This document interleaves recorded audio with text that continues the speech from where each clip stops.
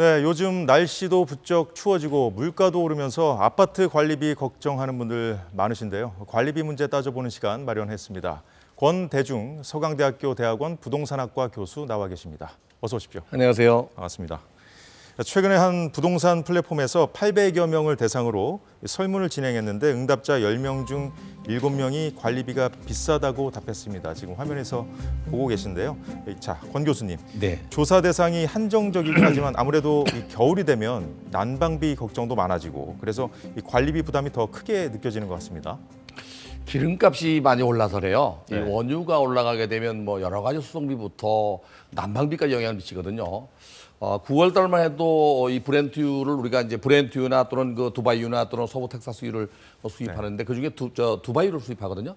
9월 달에 93달러였다가 지금 83달러 떨어졌습니다. 어제 날짜로. 네. 떨어졌는데도 불구하고 이 러시아 우크라이나 전쟁 전에는 50달러 이하였거든요. 근데 우리가 1년 반도 안 됐잖아요. 근데 이제 1년 반 사이에 기름값이 너무 2배나 되다 보니까 난방비에 미치는 영향이 너무 커서 지금 이제 난방을 떼기 시작하니까 이제 그 관리비가 많이 나오는 거거든요. 이 유가뿐이 아니라 여러 가지 인건비까지 다 올랐습니다. 그래서 지금 아마 시청자분들이 아파트에 사시는 분들, 특히 공동주택에 사시는 분들은 예전보다 상당히 높은 관리비를 고지서를 받는다고 생각하면 됩니다. 네, 이 설문조사를 좀 더 들어가 보겠습니다. 관리비 관련 개선 희망 사항에 대해서는 많이들 공감하실 법한 얘기인데 42.2%가 관리비 확인, 비교할 수 있는 투명한 정보 공개가 필요하다고 했고 다음으로 많았던 게 30%를 넘었는데 금액 산정 기준을 명확하게 해야 한다는 것이었습니다. 자, 교수님, 그만큼 이 관리비 투명성에 대한 요구가 많다고 봐야겠죠? 그렇죠. 이제 아파트 규모에 따라 다른데 단지 규모가 어느 정도 큰 단지는 대부분 그 입주자 대표회의가 이걸 한번 검토를 합니다. 네. 그러고 인건비부터 여러 가지 지출 비용을 전부 따져서 하기 때문에 일일이 어떻게 산정됐는지는 모르지만 그래도 합리적인 산정 방법이 나옵니다. 그리고 이제 그걸 공개하게 돼 있죠. 지금 그 일반 사이트나 SNS에서는 이제 아파트 관리비 공개가 명확하게 안 된다고 지금 그런 보도가 많이 나오지만 사실은 국토부가 운영하는 K 아파트라는 게 있습니다. 사이트가. 또는 서울시가 운영하는 S 아파트라는 사이트가 있습니다. 이 두 사이트에 들어가면 단지별로 전부 공개가 돼 있거든요. 네. 그런데 사실은 그 입주자 대표회의에서 회의하는 그 내용, 그 구체적인 내용이 공개가 안 되기 때문에 고지서를 받는 이제 그 입주자 입장에서 볼 때는 이제 높다고 보는 거죠. 그래서 그런 문제들이 이제 설문조사할 때 고지서만 보거든요. 무슨 항목에 얼마, 무슨 항목에 얼마 이것만 봤거든요. 네. 과정을 모르기 때문에 그렇습니다. 그리고 예전보다 높아졌던 건 이제 아파트가 점점 시간이 지나게 되면 수선 유지비부터 여러 가지 그 적립금들이 많아지게 됩니다. 그러다 보니까 관리비는 예전보다 상당히 높지요. 그래도 이 대단지의 경우에 지금 말씀하신 대로 뭐 관리사무소도 있고 또 입주자 협의회도 잘 돼 있고 또 이제 입주자들이 많고 하니까 또 감시의 압박이 좀 있지 않겠습니까? 그럼요. 그런 네. 측면이 있는데 상대적으로 이 관리비 관리가 그래도 큰 규모 아파트들은 어느 정도 좀 잘 되고 있다 이렇게 봐도 되는 것 그렇죠. 이 네. 국토교통부가 이제 그 우리 공동주택관리령에 보면은 주택관리사가 파견돼서 그 관리를 하고 공개하는 게 300세대 이상의 아파트거나 네. 또는 150세대 이상이거나 승강기가 있는 경우. 또는 그 뭐 지역 난방이나 중앙 난방이 있으면서 150세 이상 되는 데는 그런 데로 이제 주택관리사가 나가서 공개를 다 합니다. 문제는 이게 이제 작은 아파트 단지가 문제입니다. 거기서 벗어난 아파트 단지들은 뭐 단지가 작다 보니까 입주자 대표회의 회장도 한 10년 정도 합니다. 그리고 관리도 인건비가 작다 보니까 상당히 높아지고 네. 또 이 관리 시스템 자체도 큰 단지는 비용이 낮을 텐데 비용도 높아지고 그래서 오히려 대단지가 좀 합리적인 가격이 도출되면서 가격이 낮은 편이지요. 작은 단지들이 높을 수밖에 없는 구조입니다. 특정인이 입주자 대표를 좀 오래 하면 좀 네. 부작용이 있겠죠? 그렇죠. 아무래도 네. 뭐 이게 2년 또는 뭐 1년마다 이렇게 선거해서 바꿔야 되는데 100세대 뭐 150대 이하 단지들은 한번 그 할 사람이 없다는 명목으로 입주자 대표회의 회장이 되면 적어도 5년, 10년씩 장기 집권하듯이 가다 보니까 주먹고기식으로 이렇게 그 관리비를 산정하거나 또 그게 비리 원상이 될 수도 있습니다. 네. 자, 일반 아파트와 이 주상복합 아파트 관리비도 좀 그 차이도 좀 문제 아니겠습니까? 이제 주상복합에 사시는 분들은 좀 상대적으로 관리비가 좀 너무 비싸다 이런 불만들이 좀 많은 것 같아요. 그렇죠. 네. 아무래도 주상복합 아파트는 아파트 세대가 많이 작거든요. 그러면서 공동 그 관리비 같은 경우 특히 전기료라든지 일반 관리비가 일반 아파트보다 훨씬 많이 나오고요.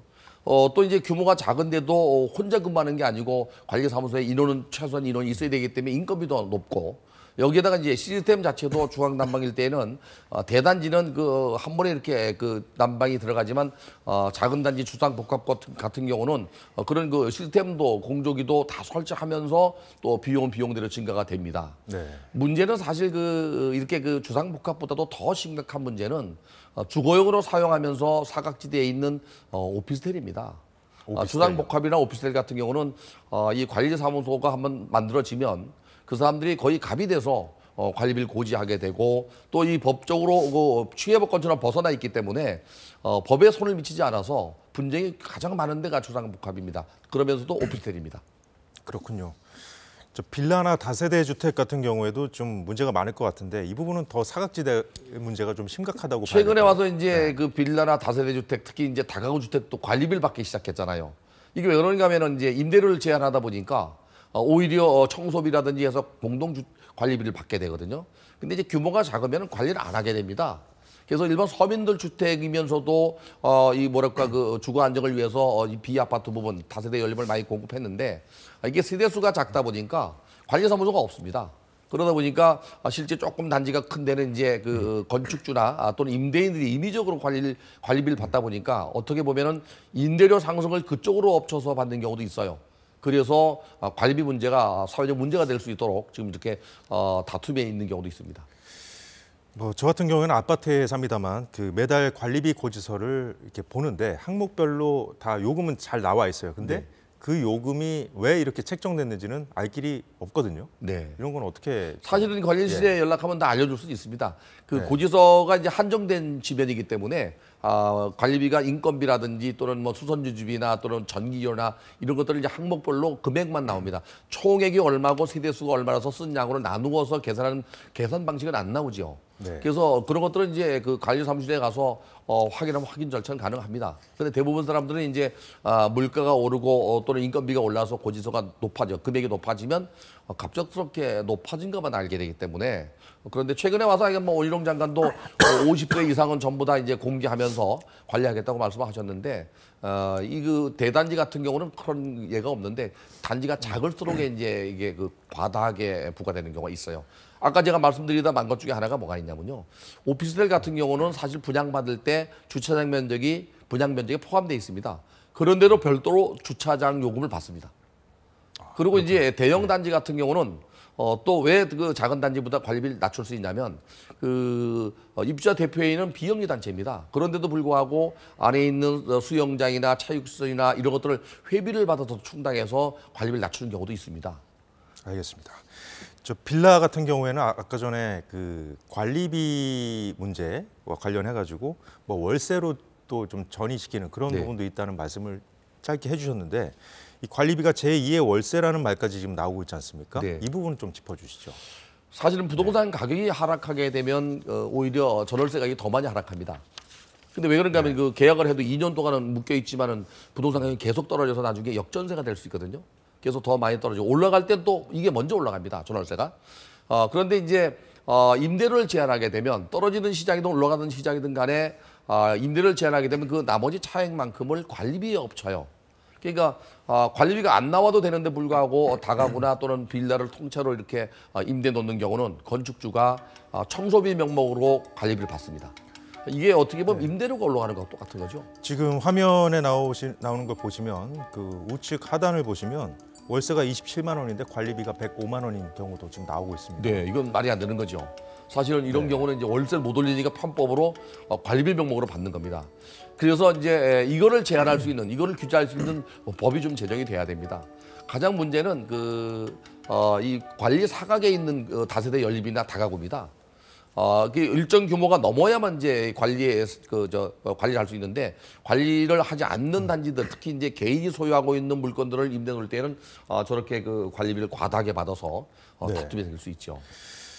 네, 월세를 많이 받으면 뭐 세금 문제도 있고 하니까 집주인들이 뭐 사실상 그 월세를 관리비로 받는다 이렇게 이해를 하면 그렇죠. 되겠습니까? 네. 사실은 이제 그 월세가 좀 늘어나고 있잖아요. 네. 전세 사고가 많이 나다 보니까 보증부 월세나 또는 월세가 늘어나고 있는데 그 월세의 관리비마저 늘어나니까 결국 서민들은 그 뭐랄까 지출 비용이 늘어나서 가처분 소득이 낮아지게 되거든요. 네. 그래서 이런 부분에도 사실 면밀히 따져서 과세가 되어야 된다고 봐요. 심지어 예전에 뭐 5만 원, 10만 원 받던 관리비가 지금 20만 원, 30만 원, 50만 원, 심지어는 화면에서 보셨듯이 100만 원까지도 받는다는 것은 좀 이거는 잘못된 거죠, 이게. 네. 그렇죠. 네, 상황이 이렇게 되자 국토부가 공인중개사로 하여금 이 관리비 세부 항목을 뭐 세입자에게 좀 설명해라 네. 이렇게 하는 개정안을 내놨는데 아직은 참여율이 어떻습니까? 좀 낮다고 들었는데요.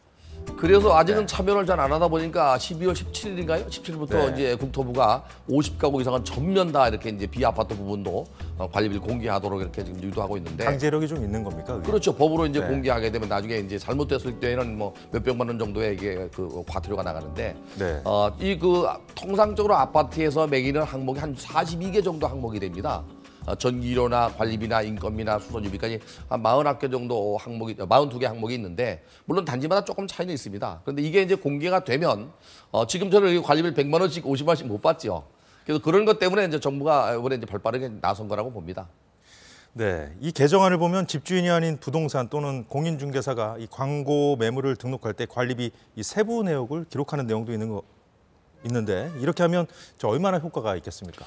공개된 거 이외에 받게 되면 이제 다툼이 생길 수 있으니까 네. 뭐 처음에는 뭐 부과할 수도 있겠지만 이게 이제 정착을 해서 중개 물건 중에서 물건 분석을 하듯이 물건 조서를 하듯이 이 관리비 조서까지 붙인다 그러면 그 이상 항목을 받을 때는 이제 물건 소개한 중개사하고도 다툼이 있기 때문에 중개사도 아마 개입해서 좀 시장 안정화에 기여할 거라고 보여져요.